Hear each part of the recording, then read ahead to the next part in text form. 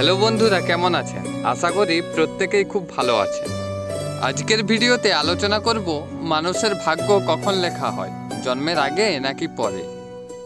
আচ্ছা, আপনার কি মনে হয় মানুষের ভাগ্য আগে থেকেই লেখা হয়ে থাকে, নাকি কোনো মানুষ সারা জীবন যা কর্ম করেন তার উপর নির্ভর করেই তার ফল নির্ধারিত হয়?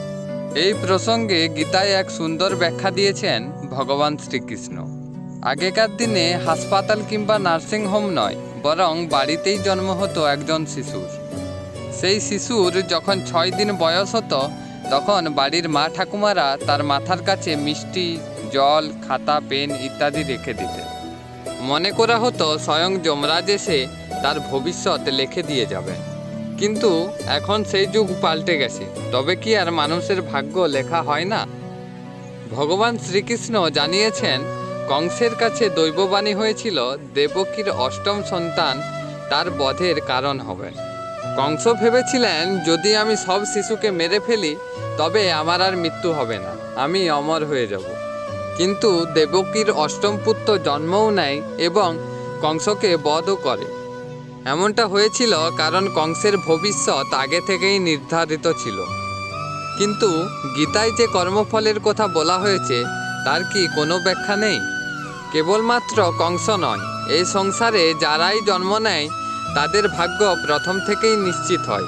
কোনো মানুষ কবে জন্ম নেবে, সে সারা জীবন কি করবে, কিভাবে কাটাবে, তার সবটাই লিপিবদ্ধ থাকে এক অলিখিত ভাগ্যে। সব কিছুই নাকি বিধির বিধান। আসলে মানুষের জীবন হলো একটি নাটকের সমান। আমরা শুধুমাত্র সেই নাটকের এক একটা চরিত্র, আর সেই নাটকের পরিচালক স্বয়ং ভগবান। তবে এই ভাগ্য অনেকটাই প্রভাব ফেলে মানুষের কর্মে। অনেকে আবার ভবিষ্যৎকে ভাগ্যের সঙ্গে জুড়ে দেন। অনেকে বলেন, কর্মফল ভালো হলে ভবিষ্যৎ ভালো হয়, যেমন কর্ম তেমন ফল। ঠিক এই কাহিনীর ওপর ভিত্তি করেই মানুষের জীবন পরিচালিত হয়। এজন্যই আমাদের হিন্দু শাস্ত্র মতে সবসময় ভালো ও সৎ কাজ করার কথাই বলা হয়েছে। কারণ এই ভালো কাজ মানুষের মৃত্যু চক্র থেকে মুক্তি দেয়, নচেত ভগবানের চরণে কোনোদিন ঠাঁই হয় না। শুধু তাই নয়, তুলসীদাস নিজে বলে গিয়েছেন, মানুষের কর্মই প্রধান।